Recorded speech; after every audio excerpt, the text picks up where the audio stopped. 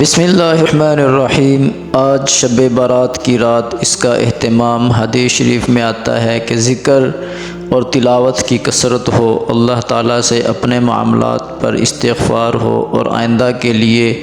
لمبی لمبی دعائیں ہوں، کیونکہ اس رات کو اللہ تعالیٰ دفتر سجاتے ہیں اور ہر فرشتے کی ڈیوٹی لگتی ہے کہ کس فرشتے نے کس عمل کو لکھنا ہے اور کتنی اس کی زندگی باقی ہے اور کتنا اس کا رزق باقی ہے۔ وہ سارے کے سارے معاملات اس رات میں اللہ تعالیٰ فرشتوں کے حوالے کر دیتے ہیں۔ اس لیے یہ رات بہت اہم ہے اور اس میں روزے کی بھی حدیث شریف میں تاکید ہے کہ 15ویں شعبان کا روزہ اس میں مسنون ہے۔ حضرت علی رضی اللہ تعالیٰ عنہ کی روایت کے مطابق کہ 15ویں شعبان کا روزہ ہر مسلمان رکھے، اور اس میں یہ جو آج مسلمان ہندوؤں کی طرح تہوار مناتے ہیں کہ رنگ چھڑکنا اور پٹاخے چلانا اور رنگ برنگے آتش بازی کرنا رات کو، یہ اللہ تعالیٰ کو سخت ناراض کرنے والی چیز ہے اور یہ ہندوؤں کا رسم اور طریقہ ہے۔ تو ان چیزوں سے ہمیں بچنا ہے اور اس رات کو عبادت زیادہ سے زیادہ نوافل کی کثرت ہو، اور اس رات میں اللہ تعالیٰ کو اپنے بندے کی تنہائی محبوب ہوتی ہے، اس لیے نوافل کو علیحدہ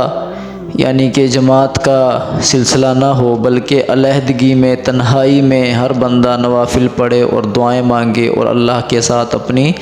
راز و نیاز کرے کہ اللہ کو رحم آئے اور اللہ تعالیٰ حالات بدلے۔ جائے کہ اس میں رسومات کا اہتمام کیا جائے اور مجلس لگائی جائے، اس میں نوافل اکٹھے پڑھے جائیں جماعت کے ساتھ، بلکہ نوافل جو ہوتا ہے وہ انفرادی عبادت کا نام ہے، اور تنہائی میں انفرادی عبادت تنہائی میں کی جائے تو اس سے اللہ تعالیٰ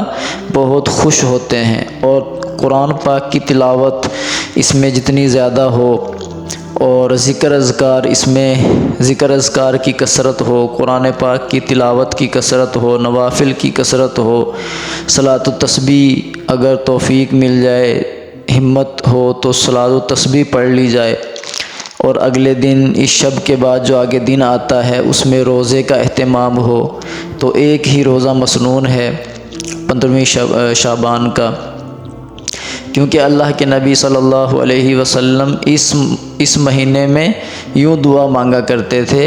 اور یوں فرمایا کرتے تھے، جس کا مفہوم ہے اللہم بارک لنا فی شعبان، یعنی اے اللہ ہمارے اس شعبان کے مہینے میں ہمیں برکتیں عطا فرما، وبلغنا رمضان، اور خیر و عافیت کے ساتھ ہمیں رمضان تک پہنچا دے۔ تو یہ اس رات کی حقیقت ہے کہ اس میں تلاوت اور اس میں اللہ کی عبادت اور اپنے گناہوں پر ندامت، اور یہ رات مغفرت کی رات ہے، یہ رات مغفرت کی رات ہے، اس میں اللہ تعالیٰ اپنے بندوں کو معاف فرما دیتے ہیں۔ چند لوگوں کی اس میں مغفرت نہیں ہوتی، جیسے والدین کا نافرمان اور شرابی، اور اس طرح اور 2-3 بندے ہیں جو ایک مستقل نافرمانی اللہ کی کرتے ہیں، ان کے علاوہ اللہ تعالیٰ تمام بندوں کی مغفرت فرما دیتے ہیں۔ تو یہ مغفرت کی رات ہے، اس میں اللہ سے اپنی مغفرت ہم کروائیں، جائے کہ ہم پٹاخوں میں اور رنگ برنگی آتش بازی میں پڑیں، بلکہ اپنے بچوں کو بھی اس چیز سے منع کیا جائے، کیونکہ اگر ہم بچوں کو منع نہیں کریں گے تو وہ اس چیز کو اور زیادہ ترجیح دیں گے، رواج دیں گے، اور ان کا آگے جو مستقبل ہوگا تو وہ خراب ہو جائے گا۔ تو اس لیے والدین کو چاہیے،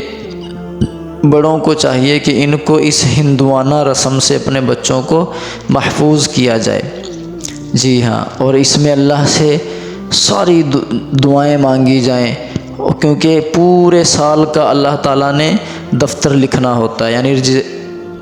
کہ بندے نے کیا کھانا ہے، کب مرنا ہے، کہاں مرنا ہے، کہاں سے روزی ملے گی، کتنی روزی ملے گی، تو یہ ساری چیزیں اس رات میں لکھ دی جاتی ہیں۔ تو اللہ تعالیٰ سے اس چیز کی التجا کی جائے، اللہ سے عافیت مانگی جائے، کیونکہ عافیت جس کو مل گئی تو اللہ تعالیٰ کی طرف سے اس کو بہت بڑی نعمت مل گئی۔ اللہ تعالیٰ ہم سب کو اس پر آنے کی اور عمل کرنے کی توفیق نصیب فرمائے، آمین۔ جزاکم اللہ خیر۔